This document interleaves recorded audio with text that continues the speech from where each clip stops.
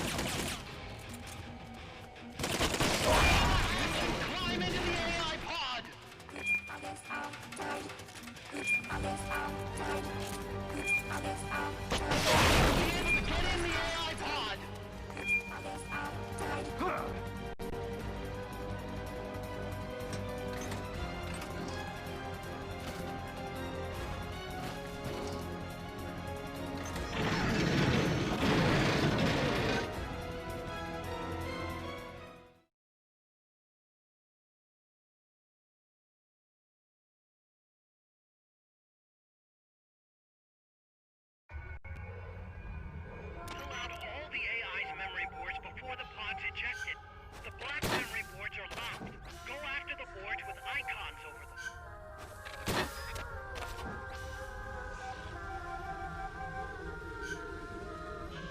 You can unlock memory boards by destroying the mechanical components that they control. Any boards you remove can be used to build our own AI weapon. Memory boards have different functions according to the icons displayed over them. Go ahead and take whichever ones you want.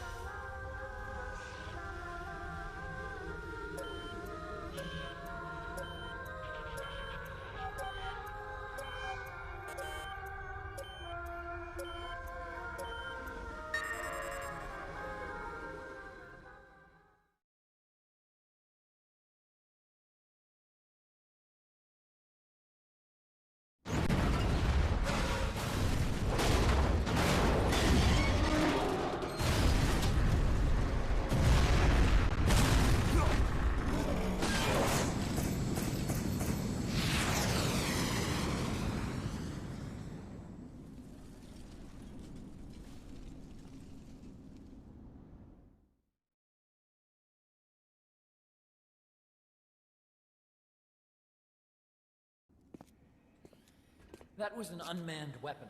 A prototype. I made it myself. Who are you? I work here. Well, used to, anyway. Name's Huey.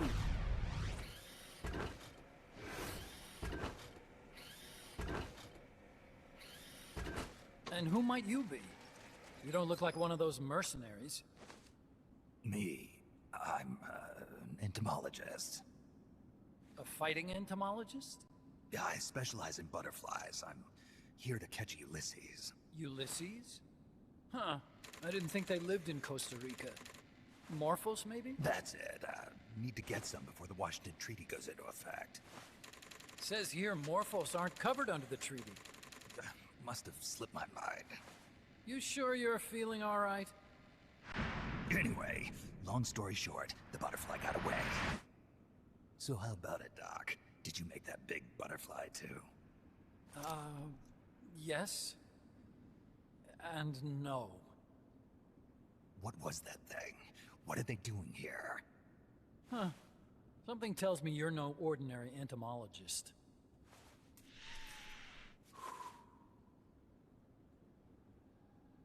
The nukes were loaded on that machine. The project's entering its final phase. Project? That's right. The thermonuclear warheads they brought in, the bases scattered throughout Costa Rica, the mercenaries, the AI weapons, the research we were conducting here. It's all for this. We used this facility to develop unmanned weapons. Unmanned? Robots. The one you just fought was a pupa. There's also a flying type called Chrysalis, and a treaded type, the Cocoon. Motor control, target detection, tracking, attack, capture, and transport functions are all controlled by an electronic brain. There's no need for a human pilot. They can only follow simple commands, though. Why build them here? For the CIA. They invited me here a year ago. That's who that guy was. CIA's station chief for Central America. Goes by the name of Hot Coldman. Apparently he was some sort of hero back at the height of the Cold War. He's the one running the show. We called it the Peace Walker Project. Peace Walker. They're going to deploy a new type of nuclear weapon along the Caribbean coast of Latin America. A mobile, unmanned nuclear platform. Unmanned nuclear platform? A fail-deadly system that can automatically move into position and launch a retaliatory nuclear strike. It can move on its own, and stealth shields it from radar and satellite detection, drastically reducing the risk of it being destroyed in a preemptive strike. And this is the new deterrent? Supposed to be. The problem is the locomotion system. There's no dry season in the Caribbean. It rains all year round. The terrain is full of tropical rainforest. A lot of the time you can't even build a proper road. So I went back to where it all started. What's that? Legs. Walking power. A mobile launcher carrying a thermonuclear warhead even more powerful than the Soviet RDS-220s. That's Peace Walker. Chico's Basilisco. We did the assembly and field testing here. A walking nuke. I sort of borrowed the original idea from behind the Iron Curtain. The missing link between infantry and artillery. Metal Gear. Metal Gear. But they'd actually need to deploy dozens of them. Coldman needs funding for that. And to get it, he's planning a test, which will also serve as a demonstration for the folks back at Langley. Wait, he's launching a nuke to prove that his perfect deterrent works? In his words, to prove that if someone attacks us, we will strike back. Put simply, nuclear deterrence is the idea of using nukes to keep nukes in check. If one side launches nuclear weapons, the other is sure to launch theirs in retaliation, which makes launching an act of suicide. In the end, neither side can use its nukes. It's thanks to this doctrine that the world's two superpowers have avoided all-out confrontation. Nuclear deterrence has brought us peace. At the very least, it's prevented another world war from breaking out. But the theory of nuclear deterrence exists only on paper. In reality, there's no guarantee that either side would follow through with retaliation. There's the chance that a preemptive strike could destroy all the missile bases, render them unable to retaliate. But the biggest flaw in the theory is that the decision to retaliate has to be made by human beings. Let me give you a real-world example. Let's say country X launches first against country Y. If the people in charge of Country Y are like you and me, they're not going to be able to retaliate, knowing that they're effectively ending all human life. So then the weak link in nuclear deterrence theory is the uncertainty of retaliation. Bingo. And that creates a loophole Country X can exploit to launch the first strike. Which is why we designed the system to be unmanned. With Peace Walker, retaliation is certain. It chooses the appropriate target and launches a retaliatory nuclear strike, every time, without needing human input to make the call. Launching a nuclear strike against Peace Walker is tantamount to pushing the launch button against yourself. It closes the loophole in nuclear deterrence theory, rendering our friends in Country X completely unable to launch. What Coleman is saying is that to achieve this goal, we need to demonstrate that retaliation will be carried out by a machine. He will launch his nuke. And then his version of deterrence will be complete. And you believe him? I believe in peace through nuclear deterrence. Why? My father worked on the Manhattan Project. He put his whole life into that research. And all it created was this illusion of peace called deterrence. And then I was born, unable to walk. I had no choice but to face up to the nukes. But if they do end up launching, it'll all have been for nothing. They've got to be stopped. Where'd they take the warheads? To a base near the border. The final test is 5 days from now. Where's the base? You're gonna stop them? It's kind of a hike. And besides, there's a surefire way to halt the project. You see, Peace Walker isn't quite finished yet. What do you mean? It's missing one last critical structural component. The AI. Its brain.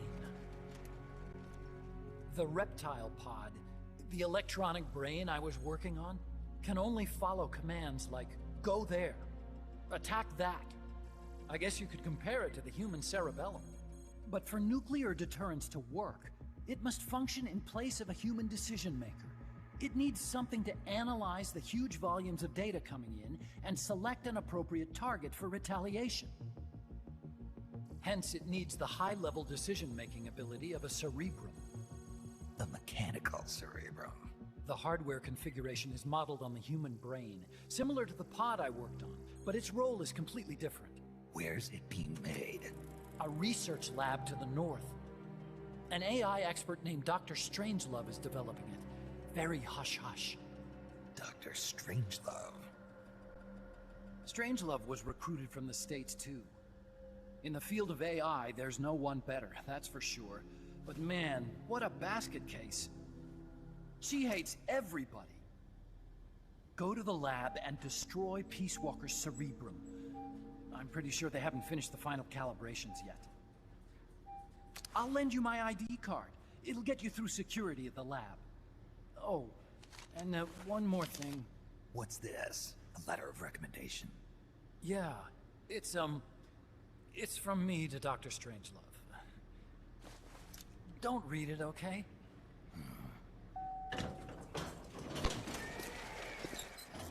So what will you do now? I'm done with science. At this rate, I'm probably already halfway to hell anyway. Not so fast. Why not join us? Our place is outer heaven. You'd fit right in. Outer heaven? Yeah. I'm probably better suited to something like that than this paradise. Good. You get a free balloon trip for signing up. Enjoy it. You'll feel like a butterfly. You're an agent, right? Who do you work for? Me? I was a Cold War tool, same as you. Now I'm not so useful anymore, so they cut me loose. I don't answer to anyone. Call me Snake. Snake? That name seems familiar somehow. It's probably just deja vu. You see that there? Beyond the cloud forest? See those ruins? Yeah. That's where you'll find Dr. Strangelove's lab.